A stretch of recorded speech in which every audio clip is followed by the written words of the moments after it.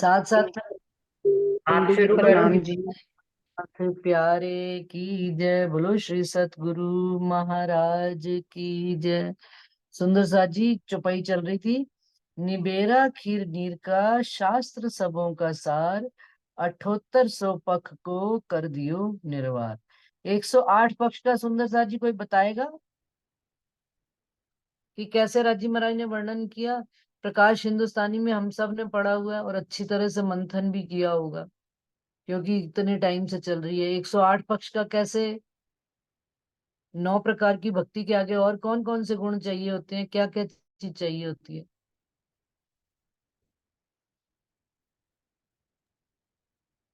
अभी हमने अपनी क्लास में भी जो करते हैं उसमें भी ये डिस्कस किया था। कोई सुंदर साथ बताएगा? वर्षा। प्रणाम जी दीदी। दीदी, नाम हाँ, जी 9 प्रकार प्रणाम। की भक्ति होती है। इसमें तीन हम्म। चीज आती हैं: भक्ति, हाँ। मर्यादा और कर्म।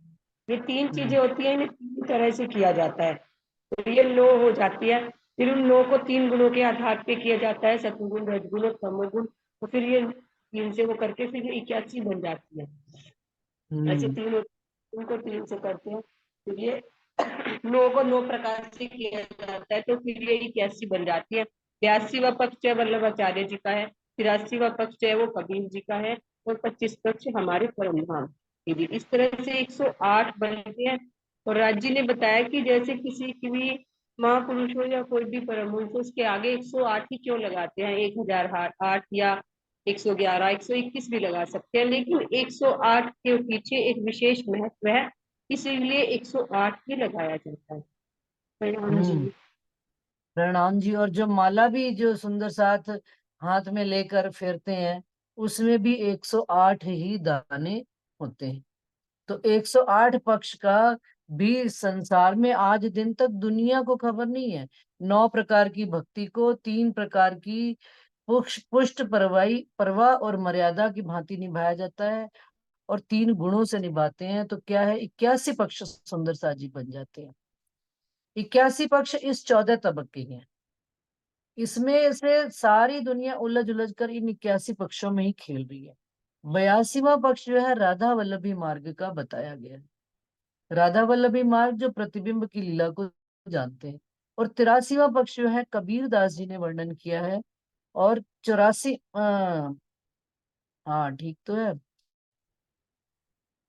83 और 84वां पक्ष, और 25 बयासी पक्ष परम 83, धाम के हैं, 25 परम धाम के। हाँ 25 25 पर, प्लस हो हाँ जाती है। ठीक है। और दीदी, इसमें ठीक ना है ठीक। राधा वल्लभी नहीं आता, वल्लभाचार्य मत आता है। राधा वल्लभी अलग है, वल्लभाचार्य मत अलग है। सरकार श्री जी हाँ बताया करते थे चर्चा में, ये दोनों मत अलग अलग है। तो वल्लभाचार्य जी का मत आता है। हमारी इसमें कीर्तन वाणी में भी आता है ना। हाँ हाँ प्रकरण भी बिल्कुल आता है, बिल्कुल। मित्री और वल्लभाचार्य जी वल्लभाचार्य, की हाँ ये आती है बात ना कि बिल्कुल उन्होंने सही है। सुबोधनी टीका लिखी है। सुबोधनी टीका लिखी है उन्होंने, तो वल्लभाचार्य मत आता है 82। प्रणाम जी बिल्कुल। और सभी। वल्लभाचार्य जी का टीका भी जो है सबसे श्रेष्ठ माना जाता है। जो भागवत पक्ष वाले हैं उनमें वल्लभाचार्य जी का टीका सबसे सर्वश्रेष्ठ माना जाता है। ये बात बिल्कुल सही बात बताई है। और हमें ये बात मुझे इसलिए पता है कि बहुत साल पहले जब सरकार हमारे घर आया करते थे तो उन्होंने सुबोधनी टीका यहाँ से बिल्कुल पास में ही जो उनका कृष्ण जी का है हमारे जयपुर के पास में, वहां से मंगवाया था। ये बात बिल्कुल सही वर्षा ने याद दिलाई है। तो 25 पक्ष परमधाम के हो गए। इस तरह से 108 पक्षों का भी राजी महाराज ने इस संसार में इंद्रावती जी के माध्यम से हम सबको खुलासा किया है। यदि हम दुनिया वालों से पूछने जाएं सुंदर साथ जी, वो 125 108 पक्ष का वर्णन नहीं कर पाते। वो यहीं पर ही इस 14 तबक में ही घटा देते हैं। कई साखें शास्त्र साधुअन की दे दे कराई पहचान, मूल स्वरूप दिखाए धाम के कर सनमंद दियो ईमान। क्या कि साधु राजी महाराज ने, इंद्रावती जी कह रही हैं कि मेरे को धाम धनी ने अनेक शास्त्रों की साधुओं की साक्षियां दे देकर मुझे धामधनी ने अपने स्वरूप की पहचान कराई है। और साथ साथ में क्या, मूल स्वरूप दिखाए धाम के। और मूल परम धाम में हमारे मूल जो स्वरूप बैठे हुए हैं उनको भी धामधनी ने मुझको दिखाकर, मेरे संबंध की पहचान कराकर उन्होंने मुझे ईमान दिया है। अंतस्करण में रोशनी और रोशन करी आत्म, गुणपख इंद्री रोशन, ऐसा बरसिया नूर खसम। अब जिस अंतस्करण में, वो कहते हैं अंधेरा था, जो अभी पीछे 10 चुपई पहले पढ़ा, अंधकार ही अंधकार था, तिमिर ही था, अब उसमें क्या आ गई? रोशनाई आ गई। किसकी? जागृत बुद्धि की। और मेरी आत्म जो अंधी पड़ी हुई थी जीव के साथ, बिल्कुल मृत अवस्था में, उसको जागृत करके धनी ने पहचान करा के खड़ा कर दिया। गुणपख इंद्री रोशन, और सारी गुणपख इंद्रियों में रोशनाई कर दी ज्ञान की। ऐसा बरसिया नूर खसम, ऐसा धामधनी अक्षरातीत राजी महाराज ने अपना नूर मेरे अंदर, मेरी आत्म में बरसाया, कि जिसके कारण मेरा जीव और शरीर की गुण इंद्रियों में भी चारों तरफ प्रकाश हो गया। बहुत शोर किया मुझ पर, रोए रोए कहे वचन, अपनायत अपनी जान के, मोहे खोल दिए द्वार वतन। बहुत शोर किया मुझ ऊपर। शोर करने का क्या अर्थ है? और रोए रोए कहे वचन, कि धाम धनी ने सदगुरु देवचंद्र जी के रूप में, उन्होंने मेरे ऊपर इतनी मेहनत करी। मैं उनके जिस दिन से चरणों में आई उन्होंने मुझे पूरी मेहनत करके, बार बार रोए के, लरखीज के वचन कह कह कर मुझे जगाया, और अब अपनायत अपनी जान के, और मुझे उन्होंने अपना अंग जान के। सुंदर सा जी, फर्क होता है। मेरे अंदर पहचान पूरी नहीं है, लेकिन जो मुझे जगा रहे हैं उनको पता है कि ये मेरा अपना अंग है। मैं तो भूली हुई हूँ इस संसार में, मेरी याददाश्त चली गई, लेकिन जो मेरे पति मेरे साथ घूम रहे हैं संसार में, वो तो जागृत है। वो मेरा हाथ पकड़ पकड़ के मुझे अपना जान जान कर, मैं बार बार उनसे हाथ छुड़ाती हूँ। ये हम आत्माओं का सबका खेल है, हम बार बार, आप देखो मैं क्यों ना देखूं। कभी खाना पीना इंद्रावती जी ने छोड़ दिया, बिल्कुल कहते हैं एक इतना रत्ती भर सिक्के के जितना खाने लग पड़े। फिर उनको खेता भाई के यहाँ भेजा, क्या? कि ये अपनायत जान के, कि भाई जितना तुमको राजी महाराज दे रहे हैं, वहां पर खेता भाई को सुनाने की इच्छा करने लगे। खेता भाई सुनते नहीं थे बात संसार के कामों में। क्यों? क्योंकि धनी ने हमको जो है ना, बैलेंस बना बना के रखना है खेल में। उन्होंने उन्होंने हमको खेल में भी रखना है और अपना भी सुख देना है, थोड़ा अपना फिर संसार, फिर चारों तरफ वो बैलेंस करके चलना है। तो इंद्रावती जी कहते हैं, अपनायत अपनी जान के, मोहे खोल दिए द्वार वतन। मुझे धनी अपना जानकर, बिल्कुल द्वार के पार, ये शर के पार अक्षर और अक्षर के पार अक्षरातीत, सारे दरवाजे धनी खोलते चले जा रहे हैं। क्यों कर कहूं मैं हेत की, जो धनिये किए भांत भांत, जगाई धाम दिखावने, कई विध करी एकांत। कहते मैं धनी के अपनेपन की, अपने उनके लाड प्यार की मैं क्या वर्णन करूं, जो धाम धनी ने मेरे साथ भांति भांति से किए, एक बार नहीं अनेक बार किए। और जगाया क्या? धाम दिखाने के लिए, मुझे जगाने के लिए उन्होंने क्या मेहनत करी। कई विध करी एकांत, और एक बार नहीं, मुझे बहुत बार एकांत दिया उन्होंने। देखा जाए तो अरब कंट्री में भेज दिया उनको, एकांत ही दिया, अपना और धनी के साथ बातें करने का। संसार से काट कर, बिल्कुल आप जिस संसार में रहते हो वहां से हटाकर आपको दूसरे कंट्री में भेज दिया जाए, जहां आपको कोई जानता नहीं पहचानता नहीं। एकांत दिया उन्होंने, कि आप अपना विचार करो कि मैं कहाँ पर, मेरे से कहाँ पर क्या चीज सही हो रही है, और मैं कहाँ पर गलती कर रहा हूँ जो मैं धनी से मिल नहीं पा रही हूँ। उसके बाद भी एकांत दिया। एकांत में बैठ के सतगुरु देवचंद्र जी ने उनसे बातें की 21 दिन तक, शरीर छोड़ने से पहले। वो भी एकांत है। फिर हवसा में भी एकांत दिया, सारी दुनिया के सामने चोर कह के उनको जेल में डाल दिया, एकांत में डाल दिया। अब जब एकांत में रोए, विलख विलख के अपना दर्द दुख निकाला, और सारी मैल निकल गई, सारा जल उस विरह के जल से पूरा शुद्ध हो गए, तो धामधनी ने एकांत में आकर उनको दीदार भी दिया, दर्शन भी दिया। तो कहते हैं मुझे कई विध तरह से धनी ने एकांत दिया, और जिनसो सब विध समझी, ऐसी दई मोहे सुध। और उन्होंने मुझे कौन सी दी? शास्त्रों आगू ये कया, धनी ले आवसी जागृत बुध। और शास्त्रों में ये बात उन्होंने पहले से ही कह दी कि धनी जागृत बुद्ध लेकर आएंगे, उसके द्वारा मुझे वो बुद्धि देंगे और सुध देंगे, जिससे मेरी भांत भांत के संशय जो है मिट जाए। जिनसे जिनस सब विध समझी, एक से एक जिनस मिलाते चले जाएंगे और मुझे सारी बात समझाते चले जाएंगे। अनेक लिखी निशानियां करावने हमारी पहचान, जाने सब कोई सेवे इनको, कई दिए कई किए साख निशान। और कई भांति की निशानियां उन्होंने हमें हमारी पहचान कराने के वास्ते मिलान कराते गए। देख तेरी इंद्रावती जी को कहा यहाँ पर निशानी लिखी है, यहाँ पर लिखी है भाई 28वें कलयुग में ब्रह्म सृष्टियां आएंगी और जाने सब कोई सेवे इनको, और सारा ब्रह्मांड इनकी सेवा करेगा। कई किए साख निशान, और कई साक्षियां और निशान भी, जैसे धूमकेतु का तारा निकलेगा जब बुद्ध निष्कलंक अवतार जाहिर होंगे, निशानियां ही तो है बताने के लिए। आत्मा को भी निशानियां दी, जैसे जब हौसा में गए तो कुरान में पहले से ही लिखा हुआ था कि मिश्री की ईंटें गिरेंगी, भुने मुर्ग गिरेंगे, सारी ये निशानियां ही है। अब वो दुनिया वाले जहरी निशानियों में उलझे हुए हैं, लेकिन अब बातूनी अर्थ तो हम सब सुंदर साथ को रूहों को ही पता है।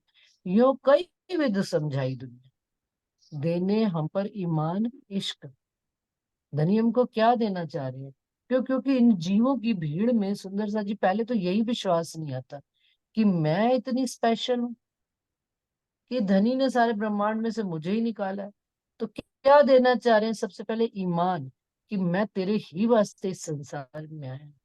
तो उसको इस बात का विश्वास जब हो जाता है कि बच्चे को, कि मेरा भला तो मेरे माता पिता के अलावा और कोई कर नहीं सकता, तब वो संसार को, सारी घर में आके संसार की बातें बताता है। ये संसार का एक छोटा सा एग्जाम्पल है। तो अब जब रूह को ये ईमान आएगा कि मेरे मेरे अलावा, मेरे धनी के अलावा मेरा इस संसार में कोई नहीं है। उन्होंने एक एक वेद कतेब से साक्षियां, एक एक फिर अपनी आत्म की भी साक्षी दे देकर इंद्रावती जी कह रहे हैं कि हमें दुनिया को समझाया। क्या देने के लिए? ईमान, और दूसरी चीज क्या? अपना घर का वो इश्क याद दिलाने के वास्ते, कि वो तुम रूह हो, तुम मेरे तन हो, कि मैं तुम्हारे बगैर एक पल भी रह नहीं सकता। धनी नाम खिताब दे अपनो, मुझ बैठाई कर। और ईमान और इश्क देने के वास्ते धनी ने, कहते हैं ना, एक हद पार कर दी अपनी। वो हद क्या पार कर दी उन्होंने? कि उन्होंने मुझे अपना नाम ही दे दिया, अपना खिताब ही दे दिया। सारी उनकी नाम शोभा श्रृंगार, इंद्रावती जी कहती हैं, उन्होंने मुझे अपना सारा दे दिया। शेर जी साहिब जी के नाम से जाने गए, आत्म छुप गई इंद्रावती जी की। महामती की खिताब मिला उनको, और मुझे कब बैठाई कर हक। और सारी दुनिया में इंद्रावती जी को उन्होंने हक के स्वरूप में जाहिर कर दिया। इससे बड़ी क्या और ईमान देने के लिए बात हो सकती है? कि हम क्या ही देते हैं ना, अरे यार हम ब्रह्म सृष्टि के। लेकिन देखो सुंदर सा जी, हमें भी ईमान देने के वास्ते ये निज यात्रा में, अपनी अपनी यात्रा में हम सब देखें कि जितना जितना हमारा ईमान दृढ़ता होती है, उतनी उतना ही हुक्म भी रूका होता है। नहीं तो हम हुक्म के तले हैं। लेकिन अब कहाँ श्रृंगार में रजी कहते हैं, तुम ही हुक्म के स्वरूप हो। कोई हुक्म कोई तुमसे जुदा थोड़े है, तुम ही हुक्म के स्वरूप हो। लेकिन ये बात हमें कब समझ में आए? जब हमारे अंदर इतना ईमान भी तो हो धनी की कही बात का, कि हम ही हुक्म है, हम जो कह देंगे वो काम संसार में हो जाएगा।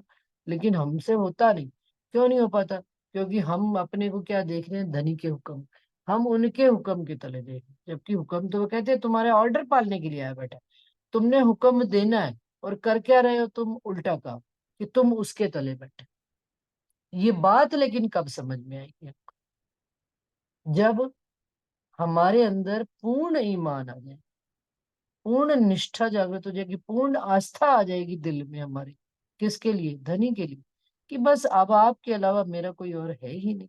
मुझे शास्त्रों की गवाही नहीं चाहिए, मुझे इसकी गवाही नहीं चाहिए, मुझे उसकी कोई गवाही नहीं चाहिए। क्योंकि अब देख लिया ना, अब इसके अलावा और कितना हम देखेंगे, और कहाँ तक देखेंगे?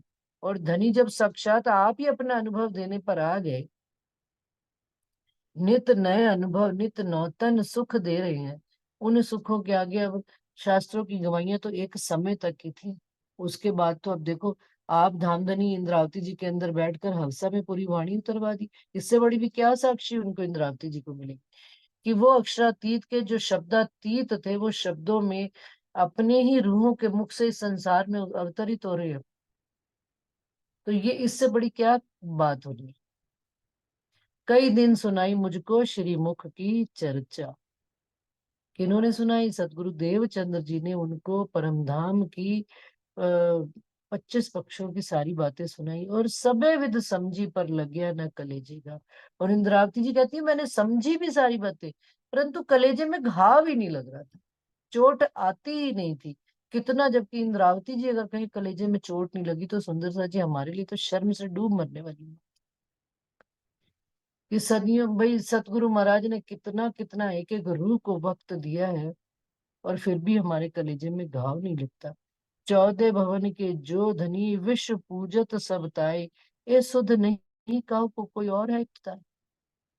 ये 14 तबक के जो धनी बने बैठे हैं, ब्रह्मा विष्णु महेश, जिनको सारा संसार पूज रहा है, उनको भी ये बात की खबर नहीं है कि कोई उनसे भी पहले इब्तदाए से, मूल इब्तदाए से खेल चल रहा है। मूल इब्तदाए से वो जो धनी है, उनके अंग है, वो इस अपने घर परमधाम में बैठे हुए, उनको भी इस बात की खबर नहीं है। लेकिन किसको खबर दी गई है? मेरे को खबर नहीं।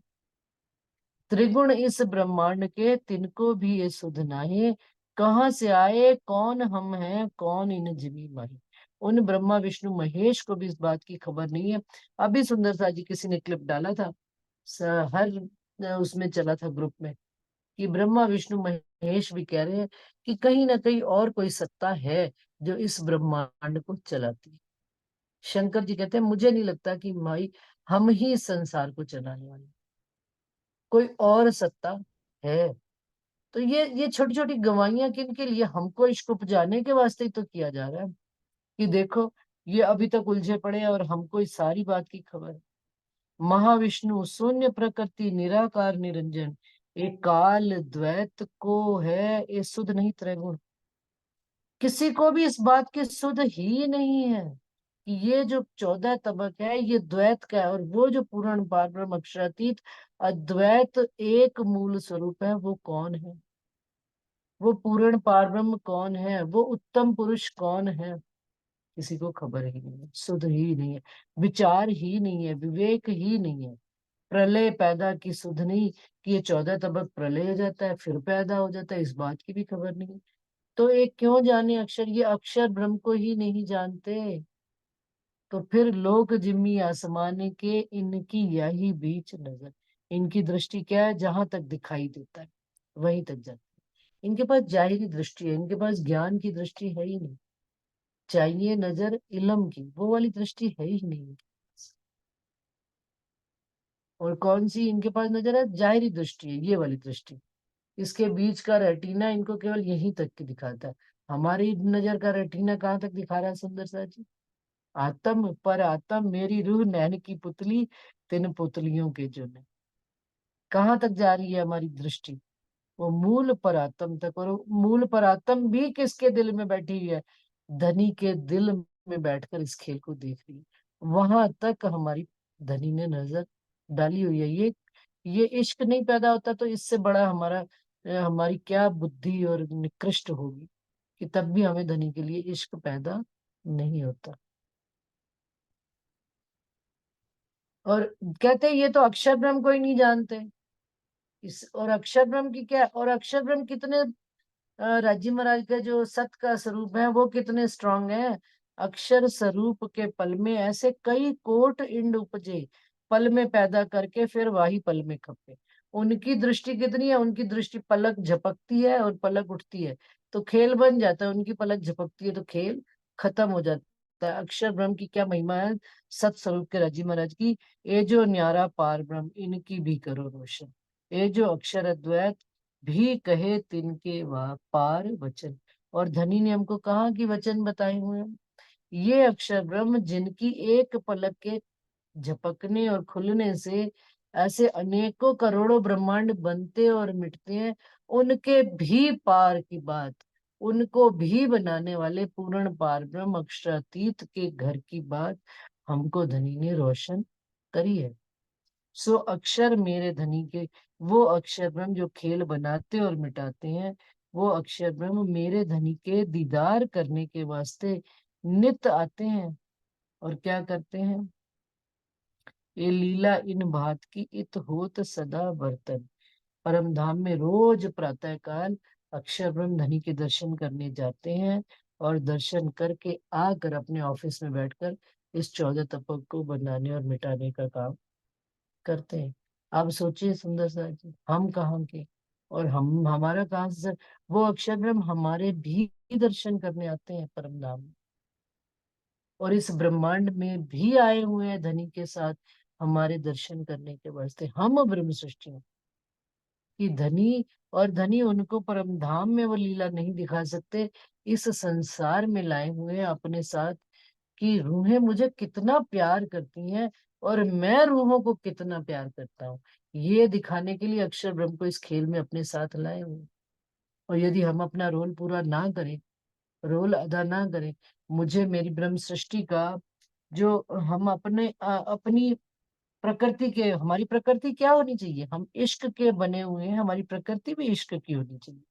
हमें इश्क ही है, इश्क ही होना है, इश्क ही दिखाना है, इश्क ही आचार है, इश्क ही व्यवहार है। यही तो देखने वो आया है अक्षर ब्रह्म हमारे धनी के संग, उनके संग आए हुए हैं उस इश्क को देखने के लिए। तो हमें तो अपने प्रकृति के अनुरूप अनुरूप व्यवहार करना ही करना है। अक्षरातीत के महल में प्रेम इश्क बरतत, सो सुध अक्षर को नहीं किन्वित केली करत। कि अक्षर ब्रह्म भी नहीं जानते हैं कि राजी महाराज कौन सी लीला करते हैं। उस लीला को देखने के लिए इस संसार में आए हुए। सो धाम वतन मोहे कर दियो मेरे अक्षरातीत धन। धामधनी अक्षरातीत राजी महाराज ने वो घर कैसे हमको ऐसे बता दिया, ये तो तेरा घर है, तो यहाँ पर देख धनी के चरणों में बैठी हुई, ये तेरे रंग महल है। इस रंग महल की 10 भौम में तो भक्ति जाती है, कभी 5वीं भौम में, कभी 6ठी भौम में, कभी 7वीं में, कभी 8वीं में, कभी चांदनी में, कभी दूरदर्शिका में, तो कभी 4थी भौम में नृत्य करते हुए दिखती है, कभी दूसरी भौम में बुलवनी में आ जाते हैं, कभी 6ठी भौम में सुखपालों पर बैठकर धनी के साथ विहार करने निकल जाते हैं। ये अपना ही तो घर है। अपने घर को गिनना नहीं पड़ता, अपने घर को जानना नहीं पड़ता, समझना नहीं पड़ता, घर में घुसे तो बस घूमना फिरना चालू। जमुना जी में गए तो धनी के साथ हास विलास करने बैठे, तो क्या देखते हैं? सखियां रज्जी के साथ जमुना जी में किलोल कर रही हैं, हास विलास कर रही हैं, तो उसी में खेल भी कर रहे हैं। तो धनी क्या है? जल स्वरूप हो जाते हैं। अब सखियां धनी को ढूंढ रही हैं, धनी कहाँ गए कहाँ गए? तो सखियां भी जल का स्वरूप होकर, उस जमुना जी का ही स्वरूप होकर धनी को पकड़ लेती हैं। ये भी कैसी अनंत लीला है, धनी की ऐसी आनंदमय लीला है कि धनी फिर उसी समय देखते हैं जमुना जी में अपने स्वरूप में प्रदर्शित हो जाते हैं, और उसी समय जलमय हो जाते हैं। और सखियां भी जलमयी होकर, जमुना जी भी सखियां हैं, और सखियां ही जमुना जी हैं, राज्य ही जमुना जी हैं, और जमुना जी ही सखियां।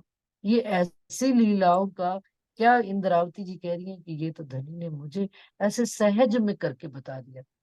ब्रह्म सृष्ट मिन सिरोमिन मैं भई सुहागिनी। इंद्रावती जी क्या कहते हैं कि मैं ब्रह्म सृष्टियों में सिरदार, मुझे धनी ने सुहागिन बनाकर खड़ा, हम सब रूहों के लिए, हम सब सुंदर साथ के लिए उनको एक रोल मॉडल के रूप में इंद्रावती जी को खड़ा कर दिया कि उनको धनी मिले हैं तो मुझे भी धनी मिलेंगे। उन्होंने हमारे अंदर ये आस जगाई है, ये इच्छा जागृत की है, ये उम्मीद है हमें कि अब सारी आस उम्मीद किनसे है? मेरी धनी आप से ही है। अब आप ही मेरी इच्छा पूरी करोगे। कौन सी? अपनी तरफ की भी, घर परम धाम के सुखों की भी। सब धनी अब क्यों? जब आप इंद्रावती जी के हो, तो क्या मेरे नहीं हो? आप तो 12,000 की। इंद्रावती जी कहती है उसमें कि धनी आप तो जागृत हो खटुती में, आपने मुझे ढूंढ लिया तो कोई न्यारा खेल नहीं करके दिखाया, लेकिन मैंने आपको ढूंढा इस खेल में तो मजेदारी कि मैंने आपको भूली नहीं, और मैं आपको हाथ, अगर आपने मेरा हाथ पकड़ा तो फिर मैं भी कभी मुड़कर मैंने संसार में पीछे देखा नहीं। साख गुण पख इंद्रियां आत्म पर आत्म साख, शास्त्र सब ब्रह्मांड के देत भाख कई कई लाख। अब कौन कौन साक्षी दे रहा है? अपनी गुण इंद्रियां देने लग पड़ी हैं, आत्म देने लग पड़ी है, पर आत्म की साक्षी, और सारे ब्रह्मांड की, सारा ब्रह्मांड खड़ा हो गया हमें इस बात की साक्षी देने के लिए तबीयत खराब कि हो गया, हम ही उल्टी आ रही है, उल्टी। देत भाग कई कई लाख। और अनेक भाषाओं में भी हमको राजी महाराज ने शास्त्रों में गवाहियां दे दी। ऐसा सूक्ष्म स्वरूप दिखाए के, दे धाम करी चेतन, इत विलास कई विद के माहे सिरदारी सही। इस तरह से धनी ने अपने सूक्ष्म स्वरूप, जो इस संसार में कभी किसी को पता नहीं था, किसी को खबर नहीं थी, उन्होंने अपने उस स्वरूप को मुझे दिखाकर, पहचान करके, धाम की पहचान कराकर चेतन किया है। जो हम जड़ हो गए थे, आत्मा इस जीव और अंधेर के साथ इस में जड़ होकर बैठी हुई थी, उसको चेतन कर दिया, और उस चेतन आत्मा ने जीव और शरीर को भी चेतन कर दिया। सूरज इत विलास कई विध विध कि धनी ने हमको अपने विलास, अपने आनंद और विलास में दे देकर उन्होंने हमको चेतन कर दिया, और माहे सरदारी संयम, और संयम में सरदार बनाकर इंद्रावती जी को खड़ा कर दिया। यही चेतन होना है सुंदर सा जी, यही अखंड होना है। चेतन तत्व क्या है? कि मेरे अंदर चेतनता आ गई, जागृति आ गई धनी के प्रति। और मेरे गुण इंद्रियों में भी चेतनता किनके लिए आ रही है? धनी की चेतनता आ रही है, परम धाम के सुखों की चेतनता। ये जीव भी चेतन होकर अंगड़ाई लेकर पूर्ण, अब तो क्या कहते हैं, जागे जीव करारे। अंगड़ाइयां लेने का वक्त तो गया, अब तो करारा जीव जाग कर खड़ा हो गया। और आत्म चेतन, जैसे ही आत्म को अपने घर की सुध मिली और उसने जीव को ये स्वाद खिलाया, तो देखो सब गुण पख इंद्रियां सब रोशन हो गई, सब में ही प्रकाश हो गया। वो अखंड ज्योत जो दुनिया वाले जलाते फिरते हैं बाहर, वो हमारी आत्म के अंदर, जीव के अंदर जागृत हो चुकी है, जल रही है वो ज्योति, प्रकाश धनी का, जागृत बुद्ध और निज बुद्धि के ज्ञान से। ऐसी साख देवाई कर संबंध, आत्म करी जागृत, सो आए धनी मेरे धाम से, कही विवेके कयामत। और ऐसी इस तरह से साक्षियां दे देकर धनी ने मुझसे मेरा संबंध जोड़ा, और मेरी आत्म को जागृत किया, और विवेक के द्वारा, जिदबाजी से नहीं, जबरदस्ती नहीं, प्रेम प्यार और विवेक जागृत करके उन्होंने मुझे इस ही संसार में जीते जी ही कायमी कर दी। एक कयामत होती है जो मुसलमान देख रहे हैं, कयामत होगी, आएगी कायमी कयामत। हमारी तो कयामत शुरू हो चुकी, कायमी होना हमारा शुरू हो चुका। हमारी चेतनता जागृत, हम चेतन होते चले जा रहे हैं राज्य की तरफ से, और कायम होते चले जा रहे हैं। विचार करिएगा सुंदर सा जी इस बात को। ऐसे कई सुख परात्म के अनुभव कराए अंग, जो परात्म धनी के साथ परम धाम में रहकर जिन अखंड सुखों में विलास करती है, उन सुखों का धनी ने हमको यहाँ पर अनुभव कराया है, इन अंगों से अनुभव कराया है। तो भी इश्क न आया नहचल धनी से। अखंड धनी के इन रंगों को पाने के बाद भी वो इश्क नहीं आ पा रहा समझ। कारण फिर वहीं पर चलते हैं शास्त्रों की प्रणालिका के प्रारंभ वाली जगह पर, कि धनी ने क्या कहा? जो परात्म में सुख है उसका करोड़वां हिस्सा आत्म में भी है, और जो करोड़वां हिस्सा आत्म में आता है वो जीव में, आत्म को जो सुख आता है उसका करोड़वां हिस्सा जीव में आता है, और जो जीव में सुख आता है उसका करोड़वां हिस्सा शरीर में आता है, मन में। और उसका जो मन अनुभव करता है उसका करोड़वां हिस्सा बुद्धि में, और बुद्धि से करोड़वां हिस्सा हमारी जुबान में। तो इश्क कैसे धनी का है? इन धाम की लीला मिने इन धनी की अर्धंग, तो भी प्रेम न उपजया कोई आत्म भई ऐसी अंग। इस धाम की लीला के मिने में हम धनी के अर्धांग होते हुए भी, धनी के अंग होते हुए भी प्रेम नहीं उपजा कोई आत्म ऐसी, इसके चक्कर में अंधेर में किसके गुण इंद्रियों के जाले में हंसी हुई, कहते हैं हंसी अंधी हुई पड़ी है। तब आप अंतर ध्यान होए के भेज दिया फुरमान। कौन अंतर ध्यान हो गए? सतगुरु देवचंद्र जी। इंद्रावती जी के सामने से समझ में आ गई कि जब तक मैं सामने खड़ा हूँ शरीर के रूप में नहीं समझ आ पाएगी। अंतर ध्यान हो गई, यानी कि उन्होंने शरीर छोड़ दिया, भेज दिया फुरमान। कहाँ फुरमान भेज दिया? हवसा में। धनी के मुख से वाणी उतरवा दी, खुद ही बैठ के आए। खुद सतगुरु देवचंद्र जी ने दीदार दिया। राजी और श्यामा जी, कभी श्यामा जी देखती हैं, कभी देवचंद्र जी देखते हैं, तब रोए। अब क्या हो सकता था हाथ से? और वही श्यामा जी ने हृदय में बैठकर श्यामा जी की रसना कहलाती ये रसना मुख से उनके उच्चारित करवाई, अवतरित हुई आवेश स्वरूप में। तब भेज दिया फुरमान, हमको इश्क उपजावने इत कई विध लिखे निशा। इस तरह से सुंदर साथ जी को रज्जी महाराज ने इश्क उपजाने के लिए ये सारी लीलाएं करी हैं, कई भांति के निशान भेजे हमको। ये उपजाने के लिए ही तो जो सुंदर साथ लेख लिख लेते हैं, जो भजन लिखते हैं, जो नई नई सुंदर साथ के प्रति विचार उत्पन्न होते हैं, ये सारे क्या है? ये इश्क उपजाने का तरीका है धनी का हमको, कि हमें इश्क उपजे।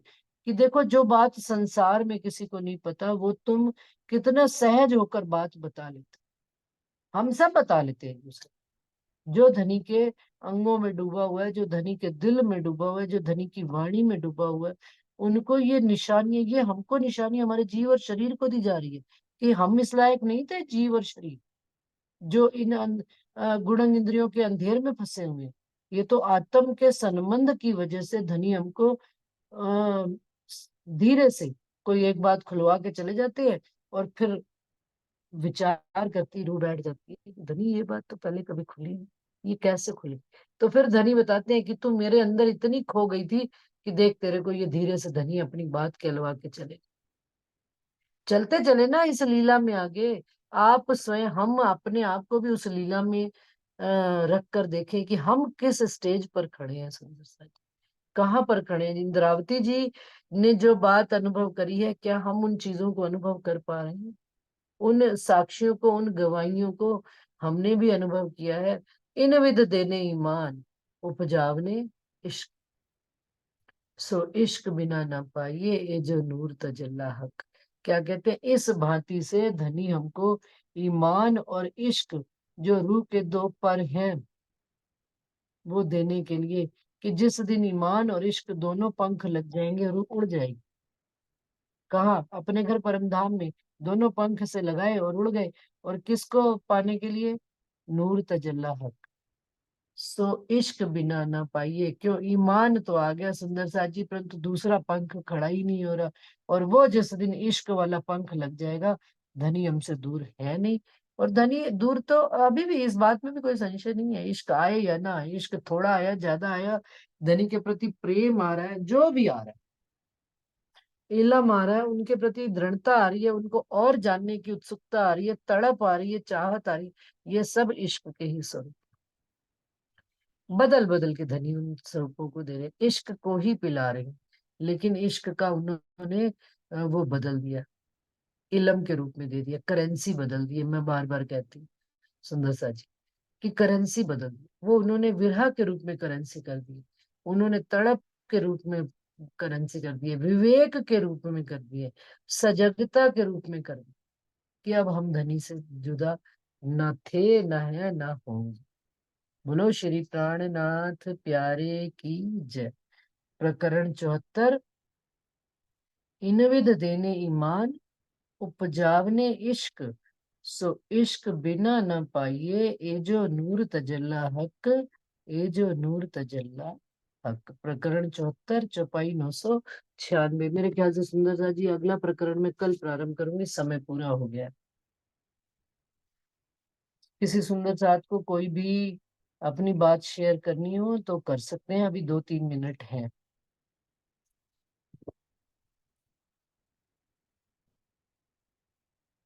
सुंदर सा जी बताओ, सबके अंदर साक्षी देने के लिए राजी महाराज कोई ना कोई निज अनुभव देते हैं कि नहीं देते हैं?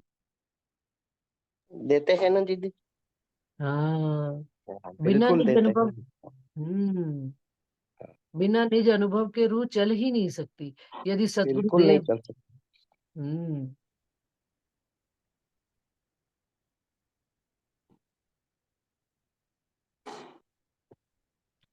और उस अनुभव को समझने के लिए ये वाणी आवश्यक है, कि हमको जो अनुभव होता है उसको कैसे पता लगे कि क्या अनुभव हुआ है, उसके लिए धनी ने हमको ये वाणी दी है। हाँ बिल्कुल बिल्कुल दीदी, हाँ बिल्कुल सही बात है। सही। जी दीदी, दीदी एक बात और भी है ना, अब और लोग भी थोड़ा विचार करने लगे हैं।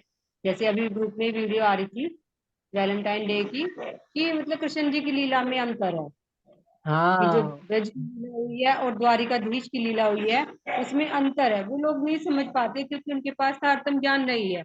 हम लोग समझ हम्म। पाते हैं क्योंकि महाराज जी ने मेहर करके तारतम्य ज्ञान दिया है। लेकिन अब लोग ना मतलब गहराई से विचार करने लगे।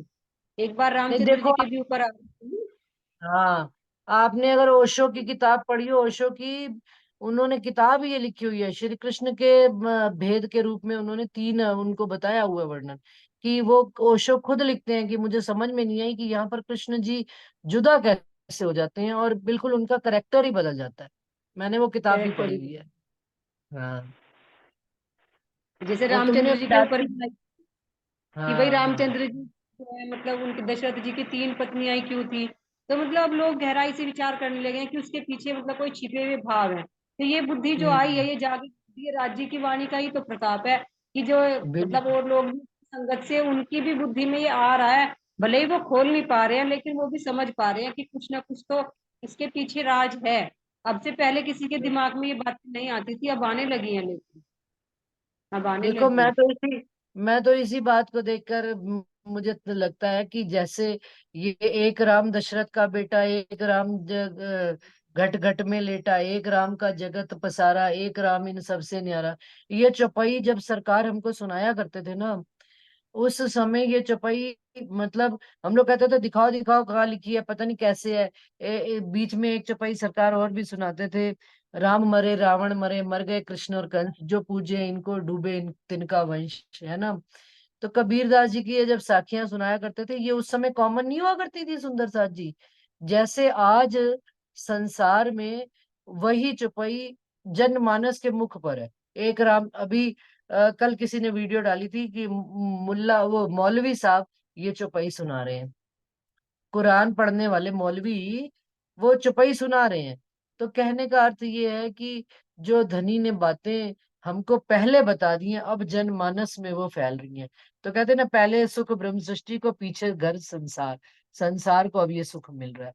ये राम वो नहीं है, ये राम एक्चुअल में वही है जो इन सबसे न्यारा राम है, जिनकी महिमा हम जानते हैं, ये दुनिया वाले अभी भी नहीं जानते हैं सुंदर सच। इनको तो खबर होनी नहीं, लेकिन फिर भी राज्य जितनी थोड़ी सी दे रहे हैं, ये भी राज्य की मेहरबानी है।